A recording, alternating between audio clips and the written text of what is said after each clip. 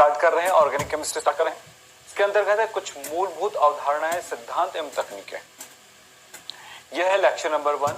आज देखेंगे कि ऑर्गेनिक केमिस्ट्री होता क्या है, इससे संबंधित वो सारी बेसिक नॉलेज जिसके बेस पर आप ऑर्गेनिक केमिस्ट्री को बहुत अच्छे से समझ पाएंगे। इन सारी बातों पे आज हम बात करेंगे। सबसे पहली बात कि आज की क्लास में होने वाली है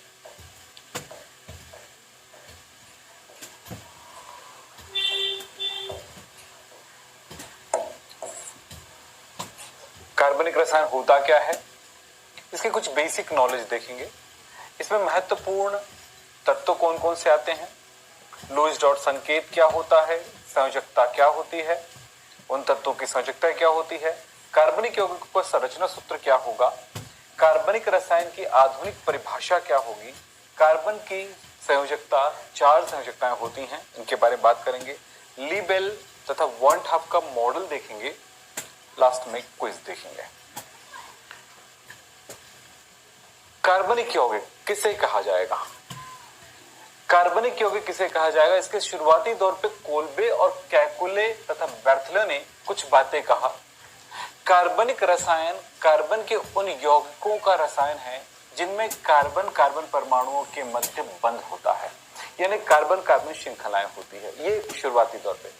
एक बात और कहा जाता था कार्बनिक यौगिकों में कि कार्बनिक यौगिक या कार्बनिक रसायन उन यौगिकों के लिए कहा जाता था जो जीवों के शरीर में या जीवों के द्वारा उत्पन्न होता है, जीवों के द्वारा ही ऐसे कार्बनिक पदार्थों को निर्मित करते हैं। जैसे अगर मीथेन है, इथेन है या कुछ दूसरी गैसों के बारे में बात करें तो वो जीवों से प्राप्त यौगिक होते हैं, चाहे यूरिया हो या कोई भी चीज जो कार्बनिक यौगिकों की श्रेणी में आते थे वो जीवों के द्वारा संश्लेषित होते थे।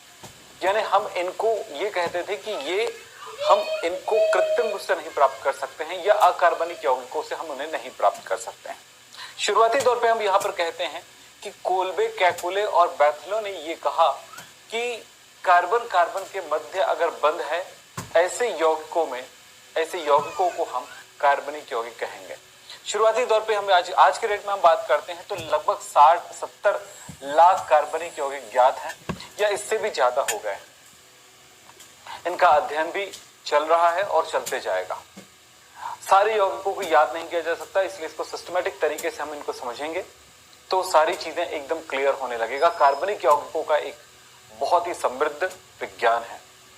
आपको एक बात और बताना चाहूंगा, अगर आपकी पढ़ाई, आपके नॉलेज के बारे में बात करूं तो कार्बनिक यौगिकों को पढ़ना यानी ऑर्गेनिक केमिस्ट्री को पढ़ना आपके लिए काफी आसान होगा। बस सिस्टम यह है कि इस चैप्टर को बहुत गहराई से और ज्यादा प्रैक्टिस के साथ आप पढ़िए, क्योंकि होता क्या है कि इस चैप्टर की कमजोरी की वजह से आगे के चैप्टर जो है आपको तकलीफ देता रहेगा और बहुत हद तक बहुत ज्यादा देगा। इसलिए इस चैप्टर को बहुत ही बारीकी से पढ़ना है। जो बातें आपको ना समझ में आए, जो टॉपिक ना समझ में आए, उस टॉपिक को आप एक तरह का नोट्स बनाते हुए करिए, कॉपी करते हुए करिए, तो बहुत आसानी से समझ पाएंगे और अच्छे से सीख पाएंगे। तो सीखना बहुत जरूरी है ऑर्गेनिक केमिस्ट्री में। तो जो जो मैं बताते जाऊंगा इसके लिए आप अपनी कॉपी और पेन, बहुत सारे बच्चों को मैं अक्सर बोलते रहता हूँ, ये सब लगभग बच्चों को बोलते रहता हूँ मैं अक्सर क्लास में।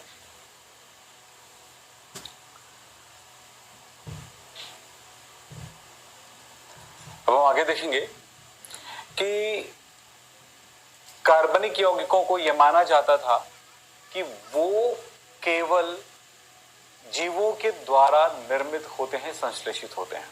लेकिन एक बहुत बड़ा काम हुआ 1828 में वोलर नामक वैज्ञानिक ने किया था। इन्होंने क्या किया, अकार्बनिक यौगिक, एक अकार्बनिक यौगिक है, एग्जाम में पूछे जाते हैं इसलिए इस पॉइंट को रखा गया है, ध्यान रखना। अकार्बनिक यौगिक है अमोनियम साइनेट, जो कि एक निर्जीव स्रोत है। अकार्बनिक यौगिक अकार्बनिक पदार्थ जो खनिजों में मिलते हैं, जिसको हम जैविक सोर्स नहीं मान सकते, जीवों के शरीर से उत्पन्न होने वाले पदार्थ नहीं मान सकते, ना होते हैं ये।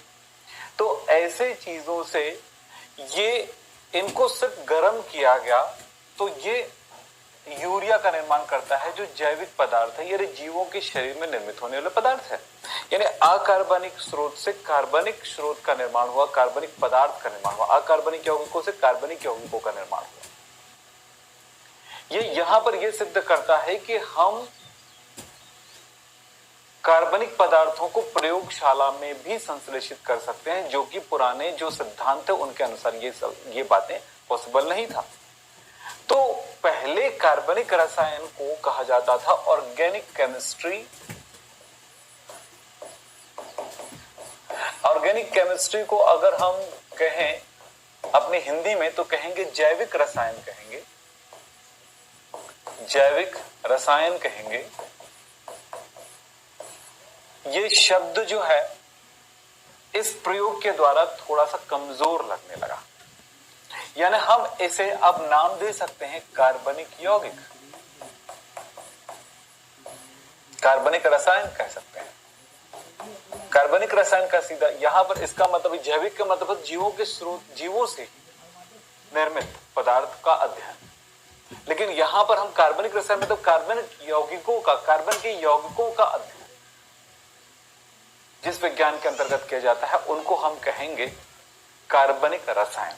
तो एक शब्द हुआ, लेकिन इंग्लिश में नाम नहीं चेंज किया गया है, वो ऑर्गेनिक केमिस्ट्री पहले भी था, आज भी ऑर्गेनिक केमिस्ट्री ही है। इस बात का ध्यान दें। तो क्या हुआ, अमोनियम साइनेट NH4CNO को गर्म किया जाएगा। तो देखो ये 2 नाइट्रोजन है और 4 हाइड्रोजन है, तो 2 NH2 50 C और O, ये CO, और इस तरह से ये यूरिया का निर्माण हुआ। यूरिया का संरचना सूत्र अगर देखें तो C डबल बॉन्ड O और नाइट्रोजन के साथ 2 हाइड्रोजन हमारे पास ऐसा अवेलेबल है। ये है यूरिया। इसी बात को ध्यान रखेंगे, यह जैव यौगिक है। कौन? यूरिया, जो जीव स्रोत से प्राप्त होते हैं। इससे यह सिद्ध होता है कि हम क्या कर सकते हैं, यूरिया का संश्लेषण कर सकते हैं, या इस तरह से कार्बनिक यौगिक का संश्लेषण प्रयोगशाला में या उद्योगों में हम कर सकते हैं। चलिए साहब, हम बात करते हैं कि आधुनिक परिभाषा क्या कहती है। जैव बल सिद्धांत, यानी कि ये मतलब हुआ कि यह सिद्धांत कहता है कि जीवों के शरीर से या जीवों से ही ये प्राप्त हो सकते हैं, जीवों के द्वारा ही संश्लेषित हो सकते हैं ऐसे पदार्थ। तो लेकिन आज के डेट में हम इसी कारण से इनको हमने क्या कहा उस टाइम पे, ऑर्गेनिक शब्द दिए थे। अब बात ये हो गया, या उस प्रयोग से ये जो बात कहा गया है उसका महत्व खत्म हो चुका है। लेवुजियर ने कार्बनिक यौगिकों का गुणात्मक तथा मात्रात्मक विश्लेषण कर बताया कि ये तुलनात्मक रूप से कम तत्वों के बने होते हैं। यानी जो कार्बनिक यौगिकों के बारे में लेवुजियर ने एक जवाब दिया था कि ये कार्बनिक यौगिक जो होते हैं इसके लिए बहुत सारे तत्वों की आवश्यकता नहीं होती। नॉर्मली कौन कौन से शब्द उपयोग होते हैं उनके बारे में हम बात करेंगे। यहाँ पर carbon, hydrogen, nitrogen, oxygen, phosphorus, sulphur और ज्यादा कुछ और तत्व हो जाए, हेलोजन के कुछ तत्व होते हैं, बाकी इससे ज्यादा तत्व होते ही नहीं है इसमें। और इनसे हमने अभी बताया था लगभग 70 लाख यौगिक हमें ज्ञात है। इसका मतलब ये है कि हमें ज्ञात है ना भाई, इससे और भी बहुत अधिक यौगिक कार्बनिक यौगिकों में उपलब्ध होगा जिनका अध्ययन अभी तक हुआ नहीं, या हमने नहीं किया है, या हम नहीं जानते हैं। आगे समय के साथ उनकी खोज होती जाएगी और वो हमारे अध्ययन में शामिल होता जाएगा। हम बात करते हैं आज के डेट में हम रसायन विज्ञान को क्या परिभाषा देंगे। एक सीधा सा परिभाषा देते हैं कि कार्बनिक रसायन की वह शाखा, कार्बनिक विज्ञान या ऑर्गेनिक केमिस्ट्री रसायन की वह शाखा है जिसके अंतर्गत हाइड्रोकार्बन और उसके व्युत्पन्नों का अध्ययन किया जाता है। हाइड्रोकार्बन और हाइड्रोकार्बन के व्युत्पन्नों का, जैसे मैं अगर बोलूं यहाँ पे हाइड्रोकार्बन क्या होता है।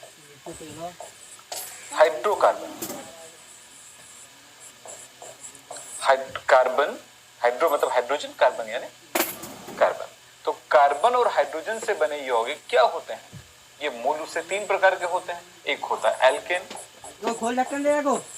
एक होता है एल्कीन और एक होता है एल्काइन। अब एल्केन, एल्कीन, एल्काइन को अगर समझते हैं तो एल्केन यानी कि ऐसा यौगिक जिनमें कार्बन कार्बन के बीच में सिर्फ सिंगल बॉन्ड होता है। ऐसे यौगिक जिनमें कार्बन कार्बन के बीच सिंगल बॉन्ड होता है लेकिन कहीं पर डबल बॉन्ड हो सकता है, एक बार या 2 बार या 3 बार हो सकता है। इसी तरह से ऐसे यौगिक जिनमें सिंगल बॉन्ड तो होता ही है लेकिन कहीं पर ट्रिपल बॉन्ड भी हो सकता है। अब इस आधार पर सिंगल, डबल, ट्रिपल बॉन्ड का एक मिक्स फॉर्म में भी आपको मिल सकता है। इनके एग्जांपल CH4, C2H6, C3H8 इस तरह के कंपाउंड होंगे जिनमें कार्बन कार्बन की, इसकी डिटेल करेंगे ना अभी, आप हड़बड़ाइए नहीं, आपको नहीं समझ में आएगी बातें, कोई प्रॉब्लम नहीं है। बस एक हल्का जानकारी यहां पर मैं आपको दूंगा, फिर आगे जाकर के इन जानकारियों को बढ़िया से आपको सिखाते हुए चलूंगा, एकदम बेस से सिखाऊंगा, आपको कोई परेशानी नहीं होगी, बस इतना ध्यान रखिएगा। फिर बात करता हूं यहां पे कि इसका एग्जांपल है C2H4, C3H6, C4H8। इसमें एग्जांपल क्या हो सकता है? C2H2, C3H4, C4H6। ये एग्जांपल, इसमें किन्हीं दो कार्बन के बीच में ट्रिपल बॉन्ड होगा, यहां पर किन्हीं दो कार्बन के बीच में डबल बॉन्ड होगा, यहां पर किन्हीं सभी कार्बन के बीच में सिंगल बॉन्ड ही, कार्बन कार्बन के बीच में डबल सिंगल बॉन्ड ही होगा। और ये single bond, double bond, triple bond क्या है, इसके बारे में भी बातचीत हम कर चुके हैं, फिलहाल एक बार और कर देंगे, कोई परेशानी वाली बात नहीं है। अब चलते हैं कि यहां पर कुछ बातों का और ध्यान रखिए कि जो परिभाषाएं हम कार्बनिक यौगिकों के लिए देते हैं वो थोड़ी सी कहीं ना कहीं अधूरी सी जान पड़ती है, तो इसके जगह पे कुछ क्या कारण हो सकता है, क्योंकि कार्बनिक यौगिकों में कुछ ऐसे भी पदार्थ हैं, ऐसे यौगिक हैं जो अकार्बनिक यौगिकों के स्रोत होते हैं या अकार्बनिक यौगिक होते हैं। जैसे एग्जांपल के तौर पे कार्बन मोनोऑक्साइड के बारे में अगर पूछा किसी ने कि भाई ये कार्बनिक यौगिक है कि अकार्बनिक यौगिक है, यहाँ पर वो अकार्बनिक गुण दर्शाता है। अब ये अकार्बनिक यौगिक है, ये खाली CO2 एक अकार्बनिक यौगिक है, CH2 अकार्बनिक यौगिक, कार्बन है और सल्फर है, कार्बन ऑक्सीजन है, कार्बन ऑक्सीजन है, यहाँ पर कैल्शियम कार्बन ऑक्सीजन है, तो ये एक अकार्बनिक यौगिक है। कार्बोनेट एंड बाइकार्बोनेट, ये कार्बोनेट है और ये CaHCO3 ट्वाइस, ये बाइकार्बोनेट है। तो ऐसे यौगिक अकार्बनिक यौगिकों की श्रेणी में आएंगे। ऐसा क्या कारण है? क्योंकि याद रखना कार्बनिक यौगिकों में एक मूल बातें होती है कि कार्बन और हाइड्रोजन का सीधा बंधन होता है। कार्बन, और यहां पर आपको ऐसा लग रहा होगा कि देखिए यहां पर मैं बाइकार्बोनेट लिखा तो कार्बन हाइड्रोजन जुड़े हुए हैं, बिल्कुल नहीं जुड़े हैं कार्बन हाइड्रोजन। क्यों? देखिए मैं आपको यहां पर एक समझाता हूं, ध्यान दीजिएगा। मैं यहां का कह रहा हूं कि NaHCO3, इसमें कैसी संरचनाएं हैं? Na+ और हम दूसरे पार्ट में देखें C डबल बॉन्ड OOH और ये है O-, ये इसका स्ट्रक्चर है। यानी आपने देखा कि कार्बन के साथ हाइड्रोजन का कोई बंधन नहीं है। बस याद रखना कार्बन के साथ अगर हाइड्रोजन का बंधन आ जाए किसी यौगिक में, और कार्बन कार्बन की अगर लंबी श्रृंखला या एक या दो कार्बन अगर है तो वो कार्बन कार्बन एक श्रृंखला में जुड़ जाते हैं, तो ऐसे यौगिकों को कहा जाएगा कार्बनिक यौगिक। कार्बनिक यौगिकों में एक महत्वपूर्ण बात और ध्यान रखिएगा, इनमें मैंने बताया था कि कार्बन के साथ hydrogen, nitrogen, oxygen, sulphur, halogen, phosphorus आदि तत्व भी आते हैं, वो इनके व्युत्पन्न यौगिक होते हैं। यानी मूल रूप से हाइड्रोकार्बन और हाइड्रोकार्बन के व्युत्पन्न यौगिकों को हम क्या कहते हैं? कार्बनिक यौगिक कहते हैं। तो कार्बनिक रसायन के अंतर्गत हम ऐसे ही यौगिकों का अध्ययन हम करते हैं। फिलहाल ये शुरुआत हमारी हुई है। कार्बन के बारे में आप क्या जानते हो कि कार्बन की संयोजकता 4 होती है। कैसे? कार्बन का परमाणु क्रमांक होता है 6, इलेक्ट्रॉनिक विन्यास होगा 1s2, 2s2, 2p2, valence shell ये है s पे 2 इलेक्ट्रॉन, p में 3 कक्षक, इसमें भी 2 इलेक्ट्रॉन। ये अब आपको ये पता होना चाहिए संयोजी कोश का अगर p कक्षक खाली हो तो और s कक्षक भरा हो तो वो पूर्ण पूरित में से एक अर्धपूरित हो जाएगा, यानी कि इलेक्ट्रॉन उत्तेजित हो जाता है। तो यहां पर उत्तेजित अवस्था में क्या देखने को मिलेगा? उत्तेजित अवस्था में S का 1 इलेक्ट्रॉन उत्तेजित हो गया, P में चला गया, P में 3 इलेक्ट्रॉन आएगा, एक एक करके भरते गया इस तरह से। तो ये हो गया 2s1, 2px1, 2py1 and 2pz1। इस तरह से इसकी संयोजकता की बात करता हूं तो संयोजकता क्या है? कितने बंध बनाएगा? अर्धपूरित कक्षक कितने हैं? 1 2 3 4, 4 है, यानी कि संयोजकता 4। अगर लेविस डॉट सिंबल की बात करूं तो लेविस डॉट सिंबल क्या मिलेगा आपको? कार्बन पर 4 अयुग्मित इलेक्ट्रॉन, इस तरह से। तो इसकी संयोजकता कितनी होती है? 4। तो 4 चतुस्संयोजी तत्व होता है कार्बन। कार्बन एक अधातु है।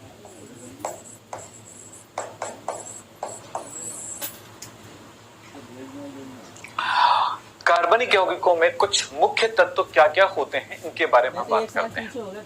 तो चलिए कार्बन में कौन कौन से तत्व होते हैं?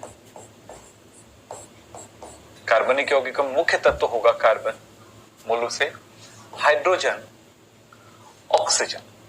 अगर इसके आगे बढ़ना चाहते हो तो नाइट्रोजन, और आगे जाना चाहते हो तो हैलोजन। हैलोजन में फ्लोरीन, क्लोरीन, ब्रोमीन, आयोडीन ये होते हैं।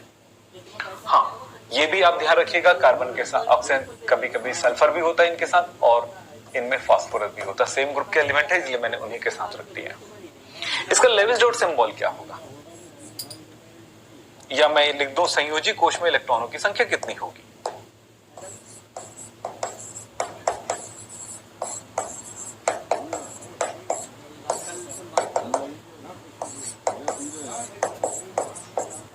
संयोजी कोश के इलेक्ट्रॉनों की संख्या को कहा जाता है संयोजी इलेक्ट्रॉन्स। इसमें 4, 1, 6, 5, 7 होते हैं। तो इसका लेविस डॉट सिंबल कितना है, क्या है, लेविस डॉट सिंबल। कार्बन के अंतिम कोश में 4 इलेक्ट्रॉन, 1, 2, 3, 4। बेटा याद रखना, ये शुरुआत आपके ऑर्गेनिक केमिस्ट्री का बहुत ही महत्वपूर्ण है। मैं ऑर्गेनिक केमिस्ट्री पढ़ाने से पहले इन चीजों को बताना चाहता हूं जिसकी वजह से आप उलझो या उलझन होगी, उस उलझन से बचाना चाहता हूं। यानी कि इस चैप्टर को पढ़ने हैं, इस चैप्टर के बाद वाले जो चैप्टर को पढ़ना है, तो ये सब में मदद करने वाला है। इसलिए याद रखो, अगर आप इससे पहले कुछ भी नहीं पढ़े थे, कुछ भी नहीं जानते हो, तो भी आज से शुरुआत आपकी हो सकती है, और बेहतर शुरुआत हो सकती है। तो ये बहुत अच्छी बात है कि आज से आप बेहतर शुरुआत की तरफ जा रहे हो। चलो भाई, हम आगे चलते हैं। हाइड्रोजन 1, ऑक्सीजन में 2, 1, 2, 3, 4, 5, 6। सल्फर सॉरी, ये नाइट्रोजन, नाइट्रोजन में कितना होगा, 1, 2, 3, 4, 5। सल्फर और ऑक्सीजन की लेविस डॉट सिंबल, सल्फर की अगर बात करूं तो 6 इलेक्ट्रॉन, 1, 2, 3, 4, 5, 6। फास्फोरस नाइट्रोजन जैसा 5 इलेक्ट्रॉन, 1, 2, 3, 4, 5, 6। ये इसका लेविस डॉट सिंबल है। हैलोजन, हैलोजन के अंतिम कोश में 7 इलेक्ट्रॉन, 1, 2, 3, 4, अब 5, 6, 7, यानी पेयर हो गया। अब जानो कि इसकी संयोजकता कितनी होगी, यही तो महत्वपूर्ण है आपके लिए। संयोजकता, कार्बन की संयोजकता 4 है। अयुग्मित इलेक्ट्रॉन बस देखना है ना, इसमें 1, इसमें 2, इसकी संयोजकता 3, इसकी संयोजकता 7, कितना है, 1 है बेटा। एक अयुग्मित इलेक्ट्रॉन है, 1 संयोजकता होगी। इस आधार पर जब भी बंधन करेगा तो कैसे करेगा, तो मैं इसकी संरचना की बात करता हूं। संरचना सूत्र, जब भी ये बंध बनाएगा तो कितने डंडे बनाएंगे। कार्बन में 4 अयुग्मित इलेक्ट्रॉन है, 4 संयोजकताएं हैं, तो 1, 2, 3, 4 डंडे बनेंगे, समझो। हाइड्रोजन में हमेशा 1, ऑक्सीजन में कितना, 2 पेयर इलेक्ट्रॉन है, 2 अनपेयर है, तो 1, 2। नाइट्रोजन में कितना, 3, 1, 2, 3, 4, 5 इलेक्ट्रॉन है, तो ये 1, 2, 3 ही डंडे बनेंगे। हैलोजन में युग्मित इलेक्ट्रॉन आपके पास 3 है, तो ये तो बंध नहीं बनाएगा, बंध हमेशा बनाता है अयुग्मित इलेक्ट्रॉन। तो ये चीज आप देख रहे हो, इसी के बेस पर आप कार्बनिक यौगिकों का संरचना सूत्र निर्धारित करोगे। तो कार्बनिक यौगिकों की संरचना सूत्र को निर्धारित करना आपके लिए बहुत ही महत्वपूर्ण है। इस पे प्रैक्टिस बहुत ज्यादा करना चाहिए आपको, ताकि हम रिएक्शन करें तो बात समझ में आए हमें। बंध का टूटना, बंध का टूटना, बंध का बनना, बंध का टूटना, बंध का बनना, यही खेल हमारे ऑर्गेनिक केमिस्ट्री में चलता रहता है। तो उसके भी नियम है कि बंध कैसे टूटेगा, क्यों टूटेगा, और कैसे बंध बनेगा, और क्यों बंध बनेगा। कौन है जो बंध तोड़ सकता है, कौन है जो बंध बना सकता है, कौन तोड़ सकता है, कौन बना सकता है, ये सारी चीजें चलती रहती हैं इसमें। तो चलिए हम बात करते हैं यहां पे संरचना सूत्र की बात करते हैं। तो कुछ यौगिकों के संरचना सूत्रों को आप प्रैक्टिस में ले लो, ताकि आप किसी भी तरह के यौगिक आपको मिले तो उसके संरचना सूत्र आप बना सको।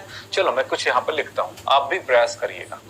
CH4 मुझे लगता है कि सारे बच्चों को पता ही है। तो क्या पता है बेटा, इससे तो 2 बातें हमें पता चली ना, कार्बन और हाइड्रोजन इसमें है, इसका लेविस डॉट सिंबल ये है और इसका लेविस डॉट सिंबल ये है। बस यही आधार है इसकी संरचना सूत्र बनाने के लिए। तो कार्बन के अंतिम कोश में 4 इलेक्ट्रॉन है, ये कार्बन 4 बार बंध बना सकता है, लेकिन हाइड्रोजन के अंतिम कोश में 1 अयुग्मित इलेक्ट्रॉन है, ये 1 बार ही बंध बना सकता है। एक कार्बन के साथ 4 हाइड्रोजन आ रहा है, इस तरह से, इस तरह से अयुग्मित इलेक्ट्रॉन है ये एक बार ही बंध बना सकता है। एक कार्बन के साथ 4 हाइड्रोजन आ रहा है इस तरह से, और हर एक अयुग्मित इलेक्ट्रॉन इनके साथ शेयरिंग करेगा। ये एक बॉन्ड बना लिया, ये एक बॉन्ड बना लिया, एक बॉन्ड बना लिया, एक बॉन्ड बना लिया। इस तरह से इसके संरचना सूत्र हम क्या लिख रहे हैं कि कार्बन के साथ ये 4 हाइड्रोजन जुड़ गए। ऐसे ही कुछ प्रैक्टिस आपको करा देता हूं मैं। चलो, C2H6 के लिए क्या बनेगा सबको पता है, बोलो। C2 का सीधा सा मतलब है कि 2 कार्बन आपस में जुड़े हुए हैं, ये पहला बंधन तो हो ही जाएगा। तो 2 कार्बन हमारे पास है, ये लीजिए, और ये एक अयुग्मित इलेक्ट्रॉन के साथ एक बंधन तो हो गई होगा। अब मेरे पास हाइड्रोजन यहां पर 6 है और यहां पर अयुग्मित इलेक्ट्रॉन भी 6 है, तो हर एक अयुग्मित इलेक्ट्रॉन के साथ एक हाइड्रोजन तो जुड़ता ही है। तो ये हो गया ये हाइड्रोजन, ये लीजिए। अब आपने कैसे जोड़ लिया, क्यों जोड़ लिया भाई? ये कार्बन के साथ हाइड्रोजन को कैसे जोड़ लिया? कार्बन की ये अयुग्मित इलेक्ट्रॉन हाइड्रोजन के एक अयुग्मित इलेक्ट्रॉन इस तरह से शेयरिंग करता है, बस इसी कारण से ही जुड़ पाया। ये लीजिए, फिर C2H4 की बात करता हूं। क्या होगा? Carbon carbon. अब आप तो ये बोल सकते हो, डायरेक्ट बोल सकते हो इस बात को, भाई एक इलेक्ट्रॉन को मैं यूज कर सकता हूं यहां पर सिंगल बॉन्ड बनाने के लिए। हाइड्रोजन मेरे पास 4 है, इसका मतलब यहां पर देख रहे हो कि 6 जगहों पर इलेक्ट्रॉन आ सकते हैं। तो 4, 1 2 3 4 में बराबर बांट दिया हूं। इससे फायदा क्या हुआ कि ये इलेक्ट्रॉन दोनों के साथ शेयरिंग कर सकता है। हाँ, अगर ऐसा सोच लेते हो आप कि 1 2 3 4 1 2 3 4 और ये बॉन्डिंग कर लेते हो, हाइड्रोजन 4 है तो 1 2 3 4 जगहों पर हाइड्रोजन अगर आपने लगा दिया और एक हाइड्रोजन जो बचा यहां पे लगा दिए, तो ये 2 अयुग्मित इलेक्ट्रॉन ऐसे फ्री नहीं रहेंगे किसी भी कंपाउंड में, याद रखना। वो यूज होगा किसी के साथ बंध बनाने में। अब बोलोगे सर ये आपस में ऐसे शेयर कर ले, तो ऐसा कैसे हो सकता है भाई? बंध बनाने के लिए किसी दूसरे परमाणु की आवश्यकता होती है, किसी दूसरे परमाणु के अयुग्मित इलेक्ट्रॉन की आवश्यकता होती है, तो इनका ऐसा कोई बंधन नहीं होगा। सो ये ऐसा कभी नहीं कर सकते और किसी परमाणु के साथ अयुग्मित इलेक्ट्रॉन छोड़ नहीं सकते। अगर अयुग्मित इलेक्ट्रॉन छोड़ दिए हो तो समझ जाओ कि वो स्ट्रक्चर या तो गलत है या फिर उस चीज को सही तरह से आप नहीं प्रैक्टिस कर पा रहे हो। तो ये याद रखना कि इस चीज पे आप बिल्कुल ध्यान रखना। तो याद रखिए, और भी कुछ चीजों को लेके चलूंगा। चलो, चौथा, अगर मैं C2H2 की बात कर रहा हूं तो इस C2H2 में क्या है? 2 कार्बन, एक बॉन्ड तो हो जाएगा। तो एक देखो 3 इलेक्ट्रॉन बचा, इसमें भी 3 इलेक्ट्रॉन बचा। हाइड्रोजन 2 है, एक हाइड्रोजन इनको दे दिया मैंने और एक हाइड्रोजन मैंने इनको दे दिया। अब बताओ, इसके एक अयुग्मित इसके अयुग्मित दोनों बॉन्ड बना लेगा, ये अयुग्मित और ये अयुग्मित दोनों ये बॉन्ड बना लेगा, यानी कि इलेक्ट्रॉन का शेयरिंग करेगा तो एक बॉन्ड बनेगा। इस तरह से आपने देखा कि संरचना सूत्र बनाना कठिन भी नहीं है, आसान भी नहीं है। शुरुआत आपको करना है कैसे भी करके। चलो एक और एग्जांपल देता हूं, एग्जांपल में देते जाऊंगा। HCHO का बन जाएगा आपसे। भाई आपने केमिकल बॉन्डिंग पढ़ लिया हो ना, रासायनिक बंधन पढ़ लिया हो ना, तो आपके लिए अब कोई चीज कठिन नहीं रहेगा। आज इस चैप्टर को पूरी तरह से पढ़ा जा सकता है, पर यह है कि इस चैप्टर के लिए कुछ बेसिक नॉलेज जो है जरूरी है। चलिए, H है मेरे पास, चलो H ये अयुग्मित इलेक्ट्रॉन। फिर उसके बाद कार्बन है, कार्बन में 4 अयुग्मित इलेक्ट्रॉन होते हैं, ये इनके साथ बंधन होगा क्योंकि H के बाद C है, यानी कि एक बंधन को दर्शा रहा है। फिर उसके बाद H है, मतलब एक बंधन H के साथ देना है, कहीं भी लगाओ, इसका फर्क नहीं पड़ता कि आपने इधर लगाया इधर लगाया, इससे कोई फर्क नहीं पड़ता। उसके बाद ऑक्सीजन है, ये लीजिए, ऑक्सीजन में 2 युग्मित 2 अयुग्मित। अब इसके पास अयुग्मित ये है और ये इसके पास ये अयुग्मित है, तो ये बंध बन गया। तो आपने क्या देखा भाई? हाँ, याद रखना, ऐसे रद्दी जैसा दिखता जरूर है, लेकिन फाइनल आप इसको बढ़िया से सजा सकते हो। ये लो H H double bond O और O में 2 युग्मित इलेक्ट्रॉन दिखाई दे रहे हैं।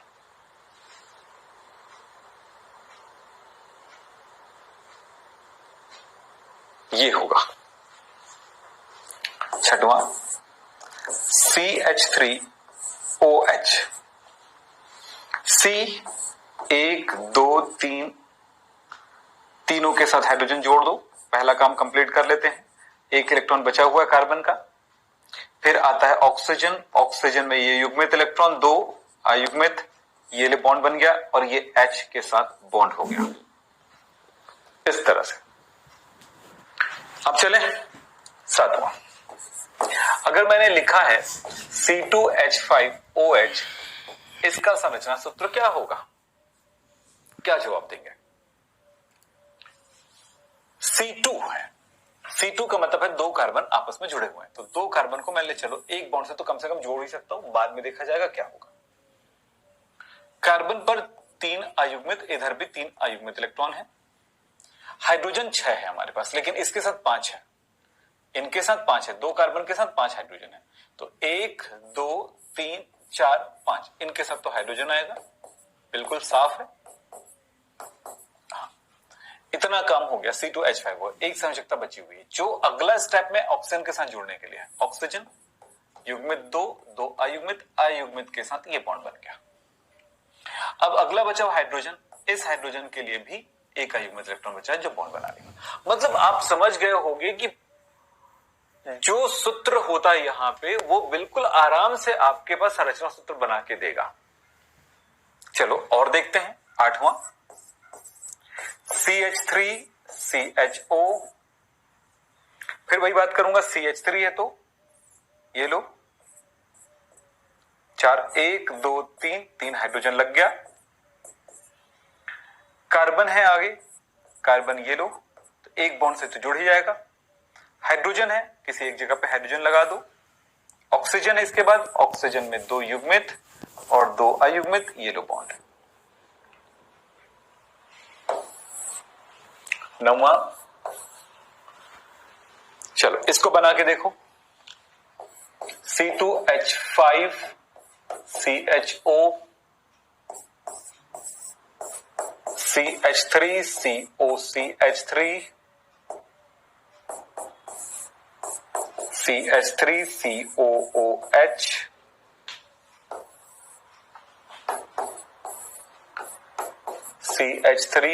CH3CONH2,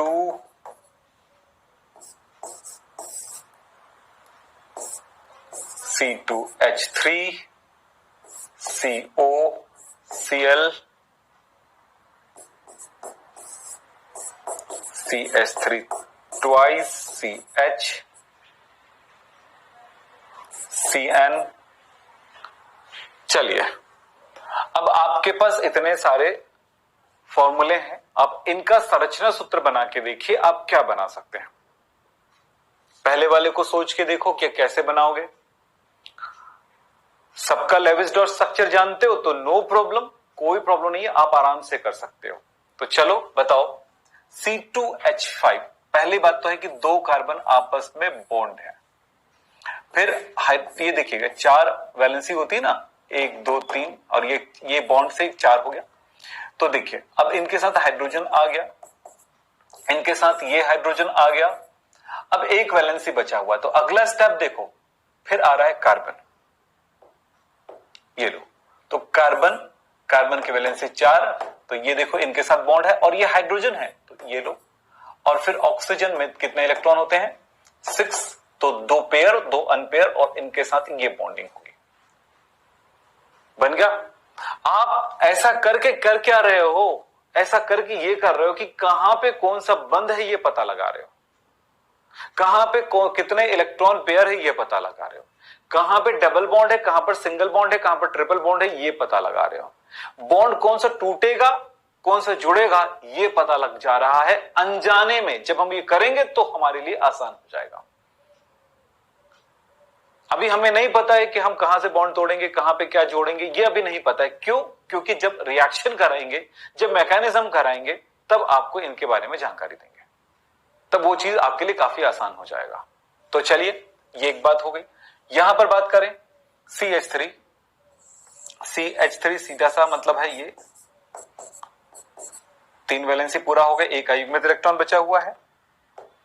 अगला आ रहा है कार्बन। कार्बन पर जब भी CO नजर आए बेटा तो बिल्कुल एक बात तो ध्यान रखो, मैं यहां पर अगर ऐसा करूं तो देखो सबसे बड़ी बात है ये CH3 का एक अयुग्मित इलेक्ट्रॉन इनके साथ बंध बना लिया। अब ऑक्सीजन आएगा, जरा सोचो ये ऑक्सीजन में दो युग्मित दो अयुग्मित इलेक्ट्रॉन है, तो ये एक बॉन्ड बना लिया और एक एक बॉन्ड बना लेगा। यानी जब भी CO आएगा तो समझ जाना C और O के बीच में डबल बॉन्ड आपको देना ही देना है। अब एक इलेक्ट्रॉन बच गया है CH3, C पर 1 2 3 4। अब एक बॉन्ड से तो जोड़ ही दोगे, इसके बाद जो देखो 3 वैलेंसी बचा हुआ है। इस तरह से संरचना सूत्र हो गया। नीचे वाले में जाओ और करो, क्या है CH3 COOH, C 1 2 3 4 1 2 3 हाइड्रोजन लग गया, C डबल बॉन्ड O होगा, सीधे से लगा दो कोई परेशानी नहीं, दो युग्मित इलेक्ट्रॉन होते हैं ये लगा सकते हो। अब दो वैलेंसी पूरा हो गया तो दो अयुग्मित इलेक्ट्रॉन बचा हुआ है, इनके बीच में ये लो सिंगल बॉन्ड। ऑक्सीजन ये लो बॉन्ड बन गया, हाइड्रोजन ये लो बॉन्ड बन गया CH3 COOH। यहां पर भी वैसा ही कुछ होगा, CH3 C double bond O। मैंने यहां पर इलेक्ट्रॉन युग्मों को स्पेशली दर्शाया है। हम चाहते तो इलेक्ट्रॉन पेयर को नहीं लिखते, भाई ऑक्सीजन की वैलेंसी 2 है तो डबल बॉन्ड से जुड़ गया, ये बोल सकते थे, लेकिन बाद में हमारी सोच खराब हो जाएगा। तो हमारी सोच एकदम क्लियर रहे इसके लिए हमने ऐसा किया है। तो ये डबल बॉन्ड, अब कार्बन की 2 वैलेंसी बच गया तो एक इनके साथ आ गया। N पर एक इलेक्ट्रॉन पेयर और 3 अनपेयर होता है, ये एक बॉन्ड जुड़ गया। अब 2 अनपेयर है, एक हाइड्रोजन के साथ या दूसरा हाइड्रोजन के साथ, इस तरह का स्ट्रक्चर होगा। C2H3 है, हमें यहां पर 2 कार्बन 3 हाइड्रोजन को जोड़ते हुए आगे कंटिन्यू करना है। तो 1 2 ये लीजिए, एक बॉन्ड से तो जुड़ेगा ही जुड़ेगा। 3 हाइड्रोजन, एक वैलेंसी तो आगे बढ़ेगा ही बढ़ेगा, ये एक वैलेंसी आगे बढ़ाना है इसको छोड़ के, बाकी इनके साथ सेट करिए। 3 हाइड्रोजन कैसे लगा पाओगे, 1 2 3 यहीं पर नहीं, अगर ऐसे कर दो तो ये 2 वैलेंसी बच जाएगा। अगर मैं इसके साथ एक हाइड्रोजन लगा दूं,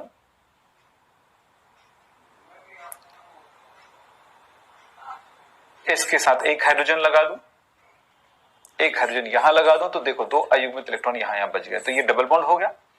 ये अगला कार्बन के साथ ऐसा सोचूं तो ये डबल बॉन्ड ऑक्सीजन, ये बॉन्ड हो गया, और अगला है हमारे पास Cl, 3 पेयर एक अनपेयर और इनके साथ ये बॉन्ड बन रहा है। तो हमने देखा कि CH2 double bond CH, C double bond O Cl, इस तरह का स्ट्रक्चर बनता है। यहां पर सोचना है, इसको सोच सकते हो, अगर आप लोग बना चुके होगे तो कोई बात नहीं है। कैसे बनेगा बताओ जरा, CH3 CH Cn कैसे बनाएंगे बताइए।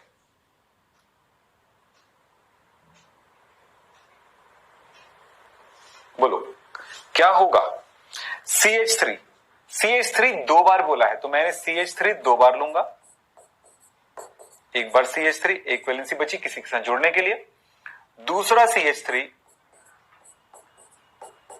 एक वैलेंसी, फिर C लगा हुआ है, अगला C है तो C में देखो अयुग्मित इलेक्ट्रॉन, ये इनके साथ बॉन्ड बन गया, ये इनके साथ 2 अयुग्मित इलेक्ट्रॉन बचा हुआ है, तो एक H भी है इसके साथ, तो H इन्हीं के साथ जुड़ जाएगा, एक वैलेंसी बचेंगे। अगला कार्बन आता है, कार्बन में 1 2 3 4, तो ये इनके साथ बॉन्ड बन के 3 वैलेंसी बची हुई। अगला नाइट्रोजन है हमारे पास, नाइट्रोजन में 3 वैलेंसी होता है, एक पेयर, तो यहां पर 1 2 3 यहां में ट्रिपल बॉन्ड। बस प्रैक्टिस करना है और कुछ नहीं। यहां पर सिर्फ इस चीज का महत्व है कि हम कितना प्रैक्टिस करते हैं, कितना अभ्यास करते हैं, और कुछ नहीं है। किसी और चीज का कोई महत्व नहीं, सिर्फ प्रैक्टिस का महत्व है इसमें। आपको समझ में आया, यहां पर CH3 2 बार, CH3 ट्वाइस है। एक और इसी तरह से मैं बताता हूं, CH3 CH2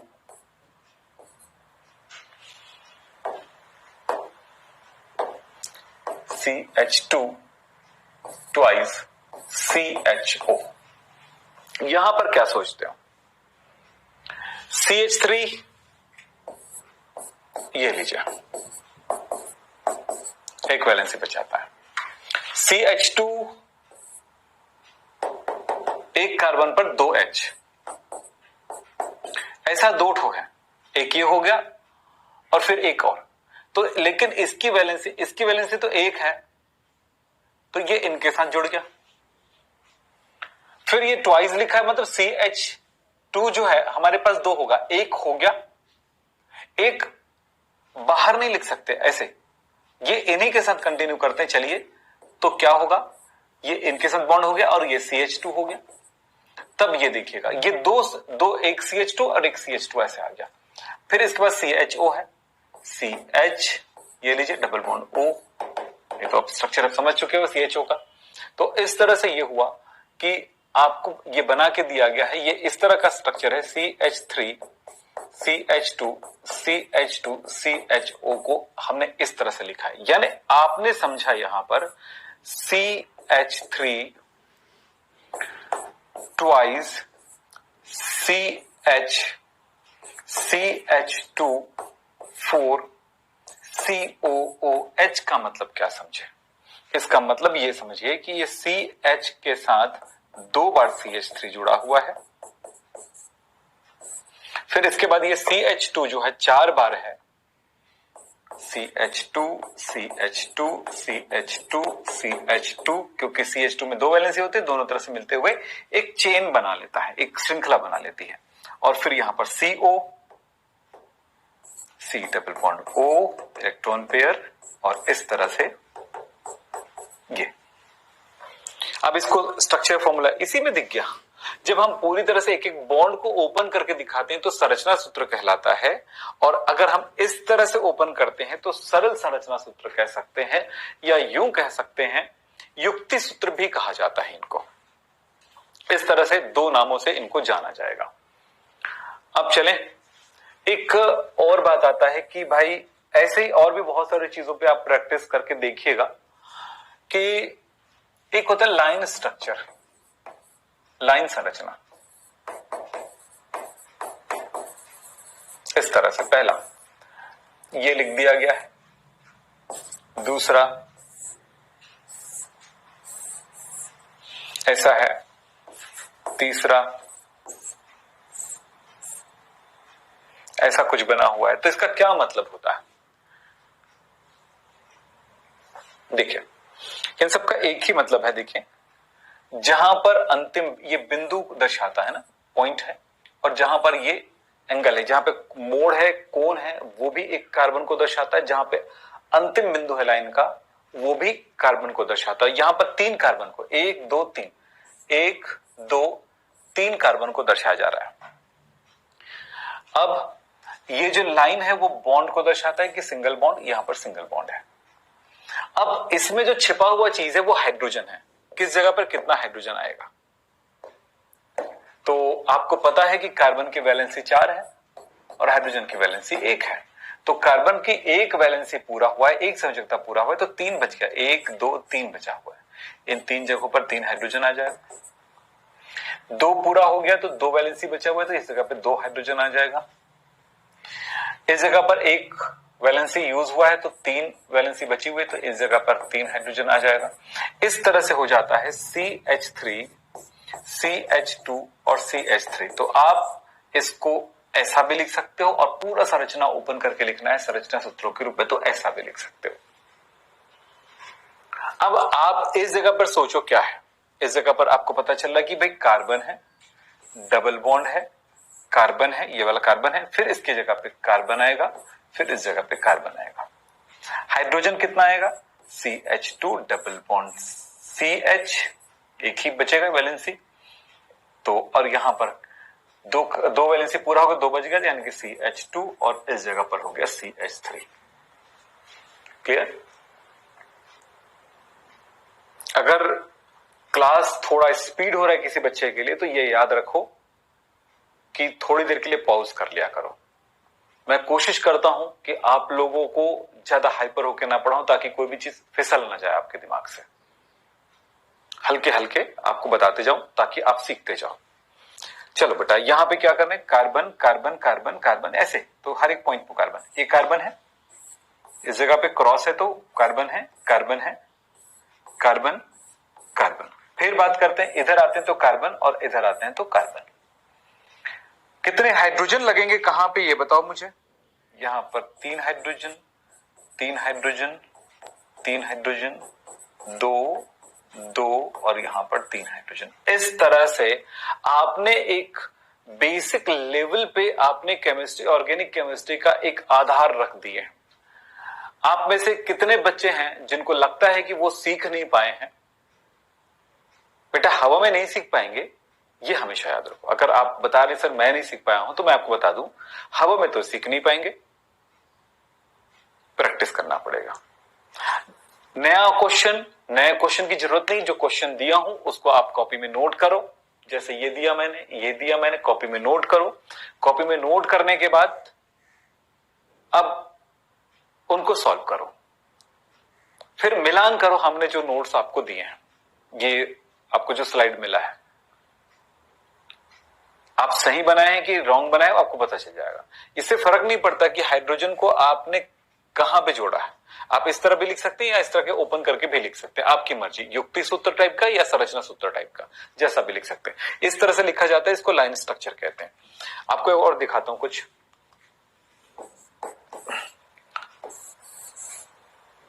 OH ऐसा लिखा हुआ मिल जाएगा।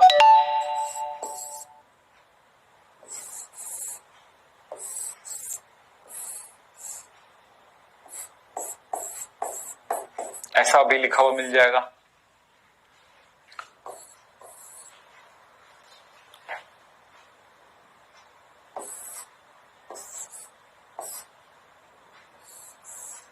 ऐसा भी लिखा हुआ मिल जाएगा। तो अब तो घबराने की जरूरत नहीं है ना, कौन सी चीज क्या है,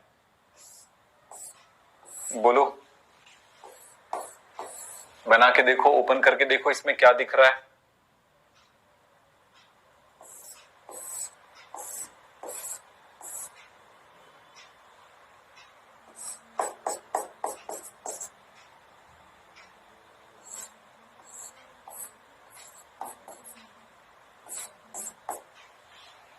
ठीक है, क्लियर है? कौन सी जगह पे क्या होगा आपको क्लियर है ना? अब मैं थोड़े फास्ट करता हूं। CH3, CH3, CH2, CH2, OH, यहां पे क्या है?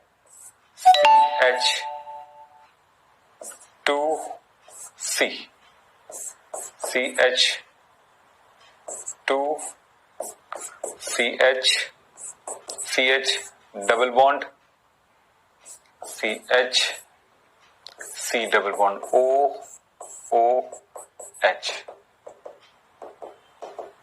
ये यहां पे क्या? CH2, CH2, CH, ये लीजिए CH, CH2, CH3, CH2 and CH3। अब बेटा इस बेस पर आप सबको बना सकते हो। कोशिश करो कि आप संरचना सूत्र कैसे बना सकते हो। लाइन स्ट्रक्चर के बारे में भी पता चल गया कि लाइन स्ट्रक्चर होते क्या हैं, और उनको हम ओपन करके जब तक देखेंगे नहीं, हम उनके बारे में जानते नहीं। किसी सूत्र के बारे में हम जब उनको ओपन करके देखेंगे नहीं, हम उनके बारे में जानते नहीं। तो संरचना सूत्र को जानना जरूरी होता है। जब तक ओपन नहीं करेंगे, जब तक संरचना सूत्रों के रूप में नहीं तोड़ेंगे किसी स्ट्रक्चर को, तब तक उनकी जानकारी हम हासिल नहीं कर सकते हैं। ये सबसे ज्यादा जरूरी होता है। चलिए, आप यहां पर लीबेल वांटॉफ का मॉडल क्या है? लीबेल वांटॉफ ने 1874 में यह बता दिया था कि कार्बन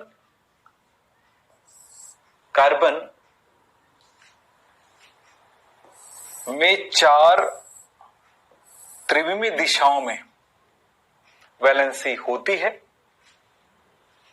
उसकी संयोजकता फैले होते हैं, जिसके कारण अगर CH4 की संरचना की बात करें तो वह ऐसा होगा कि एक कार्बन 4 दिशाओं में फैला होगा, बराबर दिशाओं में फैला होगा।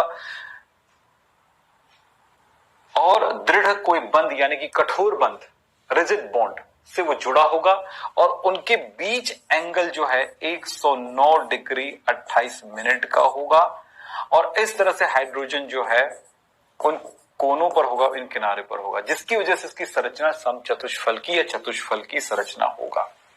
यानी कि समचतुष्फलक संरचना के केंद्र पर कार्बन उपस्थित होगा अगर मीथेन की संरचना है तो, क्योंकि कार्बन की वैलेंसी जो होती है 4 दिशाओं में फैला होता है। यह कहा था ली-बेल वन टॉप ने और इसे कहा जाता है ली-बेल वन टॉप का मॉडल। तो आपको यह स्ट्रक्चर समझ में आया कि कैसा होगा और देखिए कितने पहले उन्होंने जवाब दिया था कि भी स्ट्रक्चर कैसा होगा कार्बन पर, किस स्ट्रक्चर के अंदर होगा, यानी कि कार्बन की 4 संयोजकताएं चतुष्फलकी कोणों की तरफ फैले होते हैं और वो चतुष्फलक के केंद्र पर कार्बन स्थित है, ये बोला उसने।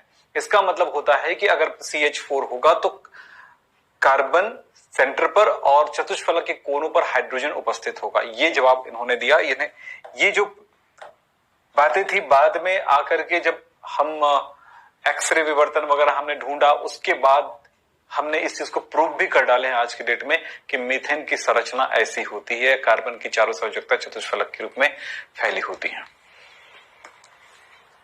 कार्बनिक यौगिकों में संकरण, कार्बनिक यौगिकों संरचना को समझाने के लिए उसके संकरण को हमें समझना होगा, उनको जानना होगा।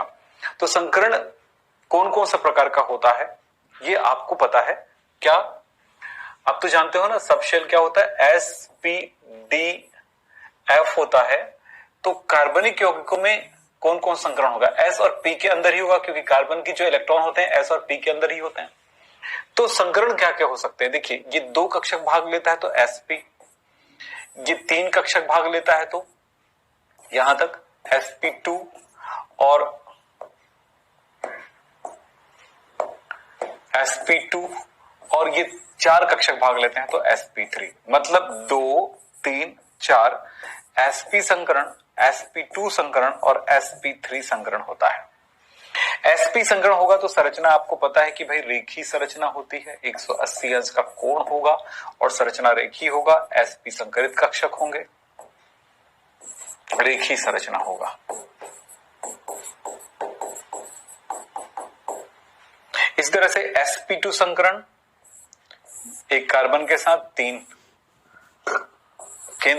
केंद्र पर कार्बन है और बाकी sp2 हाइब्रिडाइज्ड ऑर्बिटल, sp2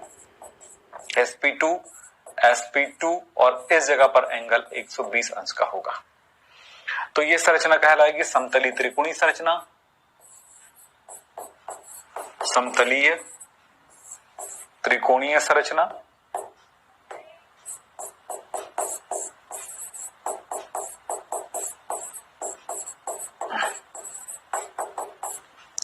और ये होगा चतुष्फलकी संरचना, जिसमें सभी sp3 हाइब्रिडाइज्ड ऑर्बिटल है। उस जमाने में तो पता नहीं था जब ली-बेल वन टॉप था कि संकरण के बारे में, लेकिन बाद में तो ये जानकारी हुई और इस तरह से हमने संरचनाओं को प्रूव किया। इस जगह पे एंगल कितना है, 109 डिग्री 28 मिनट का। तो कैसी संरचना है? समचतुष्फलकी।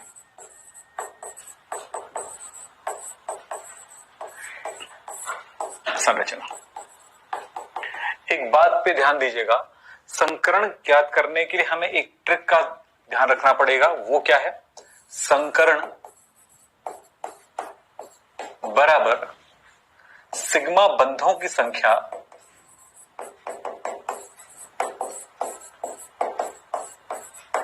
तथा एलपी की संख्या। सिग्मा बंधों की संख्या और एलपी की संख्या का योगफल के आधार पर हम संकरण ज्ञात कर सकते हैं। यहां पर आपको सिग्मा पाई बंध के बारे में बात करते हैं।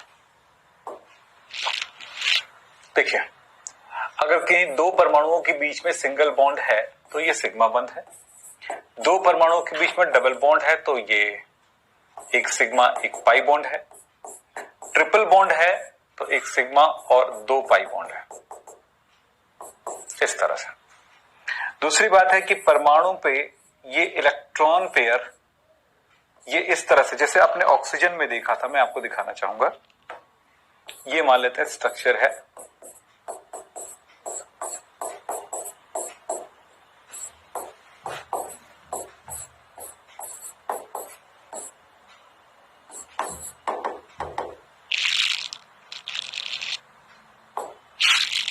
यहां पर देखिए, आप क्या देख रहे हो, यहां पे देख रहे हो कि ये सिग्मा बॉन्ड है, सिग्मा सिग्मा सिग्मा सिग्मा, और ये सिग्मा और पाई बॉन्ड है। ये सिग्मा बॉन्ड है, सिग्मा बॉन्ड है, सिग्मा है, ये सिग्मा और पाई बॉन्ड है। ये इलेक्ट्रॉन पेयर है, ये वाला जो है इस तरह से इलेक्ट्रॉन युग्म कहता है, एलपी कहलाता है। और ये सिग्मा बॉन्ड है, यहां पर भी, यहां पर दो, इस ऑक्सीजन में 2 एलपी है, इस ऑक्सीजन में भी 2 एलपी है। लोन पेयर ऑफ इलेक्ट्रॉन यानी कि इलेक्ट्रॉन युग्म। तो ये बातें आपको जानना होगा, इस आधार पे हम संकरण निकाल सकते हैं किसी भी अणु में। रेगुलर यही सब बातें आपको पढ़ाया जा रहा है, तो बात समझ में आती होंगी आपको। तो चलिए हम बात करते हैं आगे। तो इस फॉर्मूले का यूज कर सकते हैं हम इन जानकारियों के आधार पर, इन जानकारियों के आधार पर। तो किसी अणु में कौन से संकरण होगा, हम कैसे देखें, कैसे ज्ञात करें, जरा देखें यहां पे।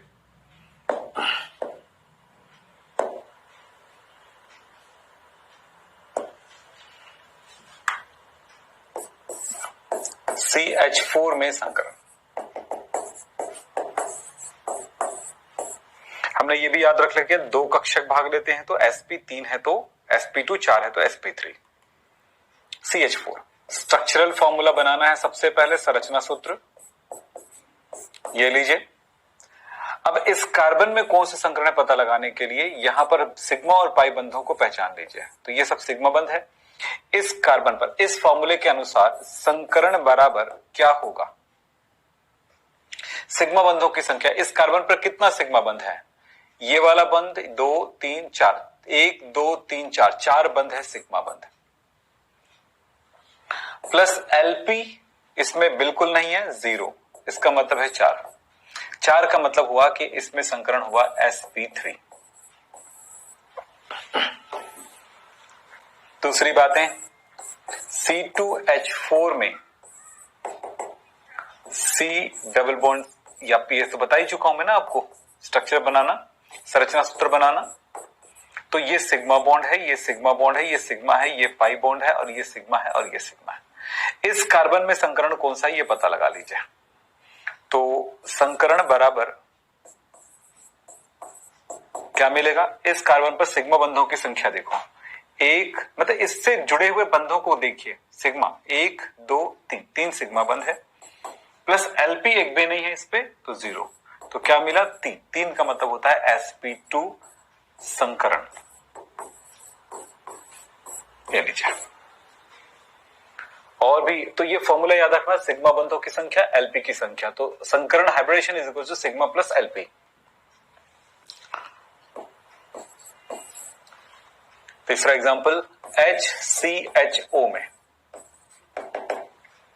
हाइड्रोजन कार्बन इस तरह से। तो ये देखें सिग्मा बंध कहां पे है, ये सिग्मा सिग्मा सिग्मा और पाई। तो कार्बन में कौन सा संकरण है इसके, कार्बन में संकरण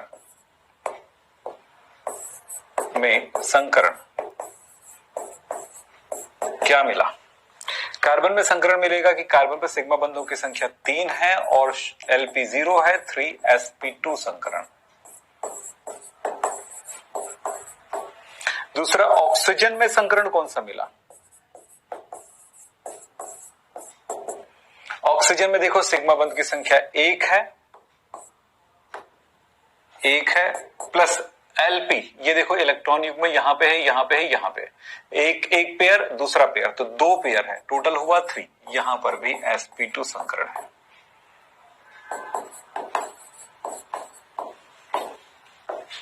इसी तरह से देखें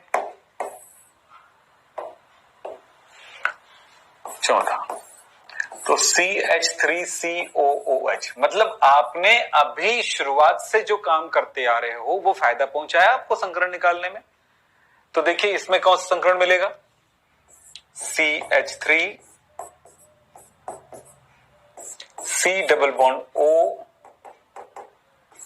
OH। चलिए इसमें कौन सा संकरण होगा, मैं इसको नंबरिंग कर देता हूं,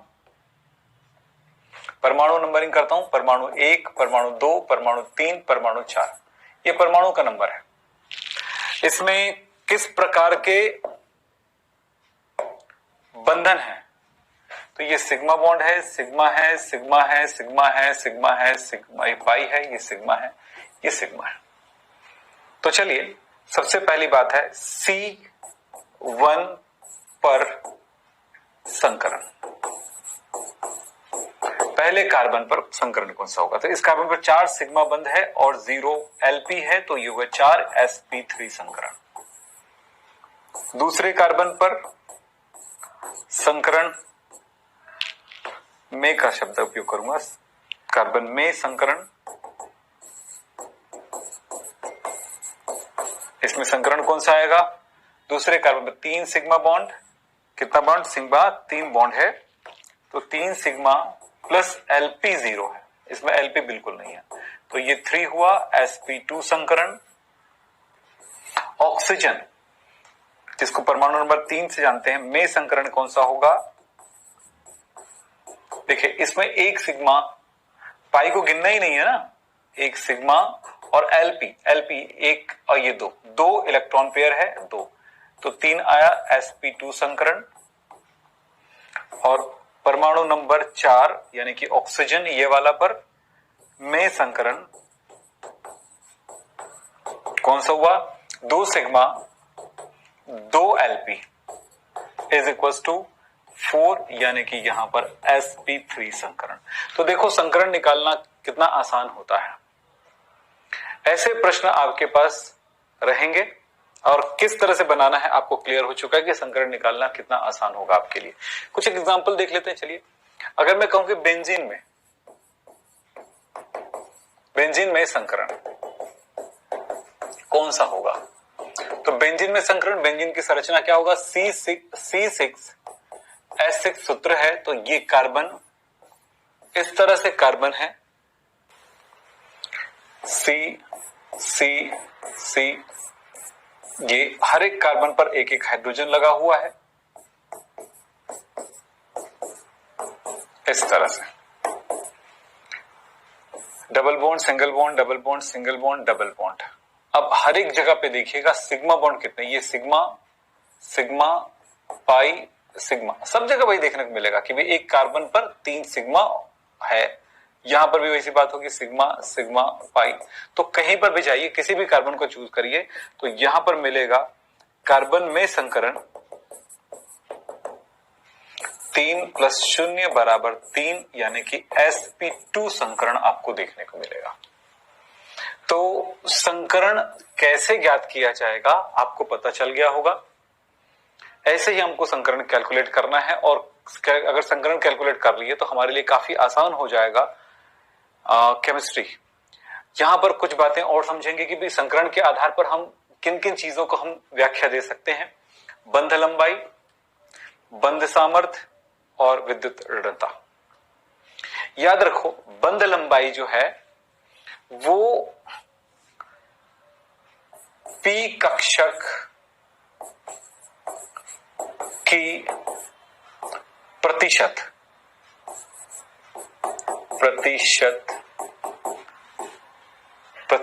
बोल दूं, प्रतिशतता जितनी अधिक होगी उसकी बंध लंबाई उतना ही बड़ा होगा, क्योंकि s कक्षक की तुलना में p ऑर्बिटल बड़ा होता है। सो अगर p की परसेंटेज बढ़ेगा तो कैसे, यहां पर देखेंगे अगर बंध लंबाई की बात करें तो sp संकृत कक्षक की तुलना में बंध लंबाई ज्यादा होगा किसका, sp2 वाले का, और उससे अधिक होगा sp3 वाले का। इसी तरह से यहां पे बंध सामर्थ्य की बात करते हैं कि कौन सा बंध ज्यादा स्ट्रांग होगा, तो याद रखना सिग्मा बॉन्ड ज्यादा स्ट्रांग होता है पाई बॉन्ड की तुलना में। अगर हर एक बंध सिग्मा बंध है तो ज्यादा स्ट्रांग होगा। सो sp3 वाले में, अब यहां पर एक और बात समझने वाली बात है कि बंध सामर्थ्य, भाई sp2 संकरण जब होगा कार्बन पर तो वो तभी पॉसिबल है जब बाकी बंध जो है पाई बॉन्ड भी बनेगा।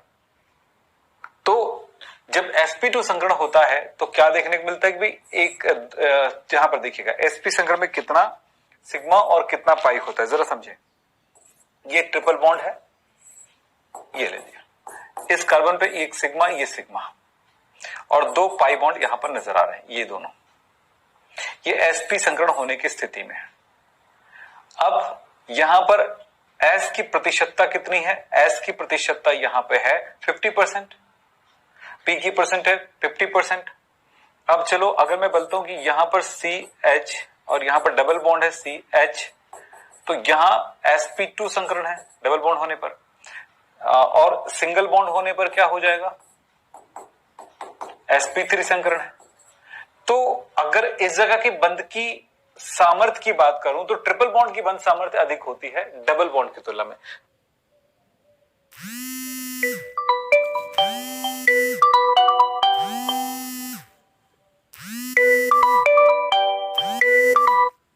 ये बंध सामर्थ्य की प्रवृत्ति देखने को मिलता है। sp2 संकरण जब होगा कार्बन पर तो वो तभी पॉसिबल है जब बाकी बंध जो है पाई बॉन्ड भी बनेगा। तो जब sp2 संकरण होता है तो क्या देखने को मिलता है कि भाई एक जहां पर देखिएगा sp संकरण में कितना सिग्मा और कितना पाई होता है, जरा समझे।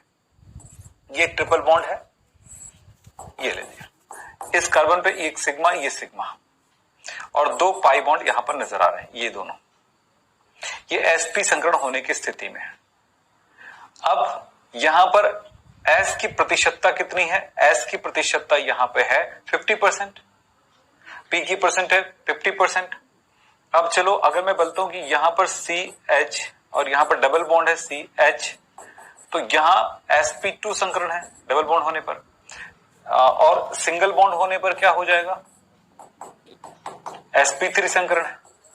तो अगर इस जगह के बंध की सामर्थ्य की बात करूं तो ट्रिपल बॉन्ड की बंध सामर्थ्य अधिक होती है डबल बॉन्ड की तुलना में। तो बंध सामर्थ्य किसका अधिक होगा? ट्रिपल का डबल की तुलना में, और सिंगल का और कमजोर होगा। सो sp संकरण, sp2 संकरण और sp3 संकरण की स्थिति में ये बंध सामर्थ्य की प्रवृत्ति देखने को मिलता है।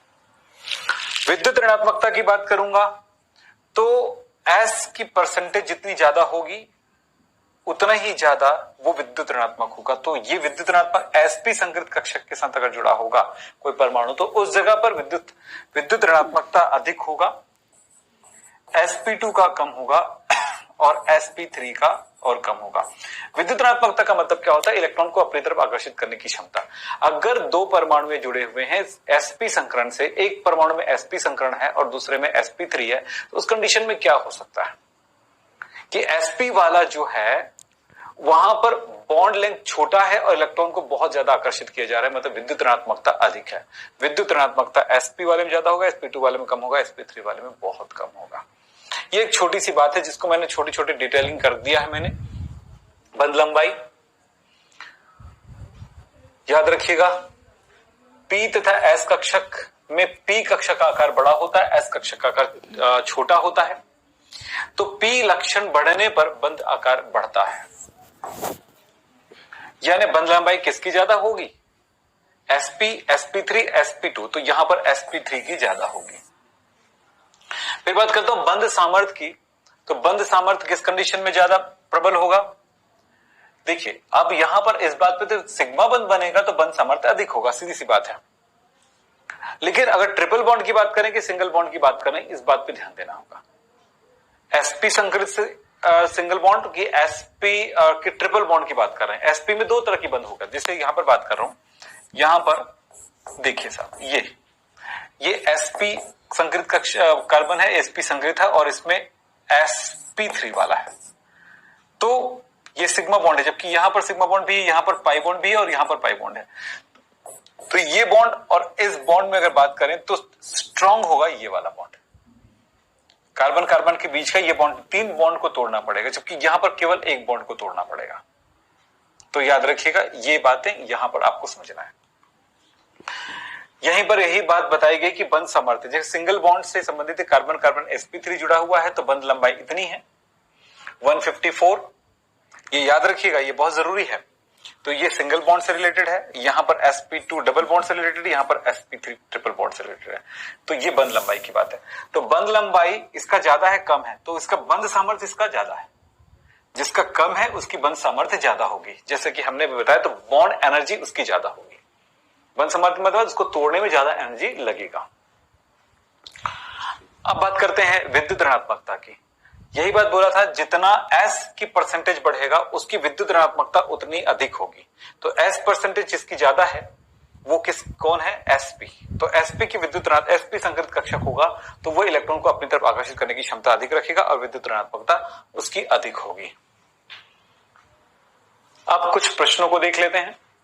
पहला प्रश्न आपके सामने काफी आसान प्रश्न है, जरा बताओ कार्बनिक यौगिकों का मुख्य तत्व है। ए कार्बन तथा Cl, बी कार्बन तथा हाइड्रोजन, सी केवल ऑक्सीजन और डी है नाइट्रोजन तथा सल्फर। बताइए कार्बनिक यौगिकों का मुख्य तत्व क्या है? जो सबसे महत्वपूर्ण एलिमेंट है वो कौन सा है? कार्बन और हाइड्रोजन, हाइड्रोकार्बन कहते हैं, और बाकी जो तत्व, बाकी जो चीजें रहती है उसका व्युत्पन्न माना जाता है। हाइड्रोजन होना अनिवार्य हो जाता है उस जगह पे। तो कार्बन और हाइड्रोजन होना बहुत ही अनिवार्य है। बी ऑप्शन इसका राइट है। अगला प्रश्न हमारे पास है, कार्बन की संयोजकता कितनी होती है? भाई हर बच्चे को पता है यार, इतना तो हम कर चुके हैं।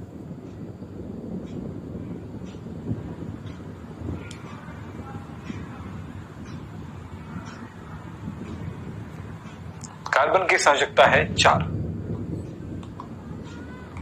अगला प्रश्न है हमारे पास, अकार्बनिक पदार्थ से कार्बनिक पदार्थ का निर्माण सर्वप्रथम किसने किया? उस वैज्ञानिक का नाम बताओ जिसने अकार्बनिक पदार्थ से सबसे पहले कार्बनिक पदार्थ का निर्माण किया था। ए है कैकुले, बी है गैलीलियो, सी है वोलर एंड डी है वुड्स। आपको याद आ रहा हो तो मैंने आपको बताया था कि ये बहुत इंपॉर्टेंट है हमारे एग्जाम के लिए। तो इस जगह पे आपको बता दूं, वो थे वोलर, जिसने अमोनियम साइनेट NH4CnO को गर्म किया और यूरिया बनाया था। NH2CONH2 urea.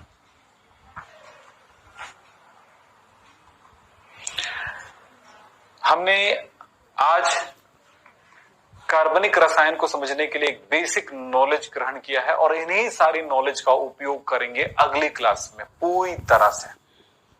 बहुत ही महत्वपूर्ण पार्ट होता है ये हमारे लिए। आज की क्लास से पूरी कोशिश करिएगा इन चीजों को समझने की। हम लेक्चर नंबर 2 में देखने वाले हैं कार्बनिक यौगिकों में कार्बन के प्रकार और उससे संबंधित बातें। तो आज की ये क्लास यहीं पे समाप्त करते हैं। नमस्कार, धन्यवाद, थैंक यू वेरी मच।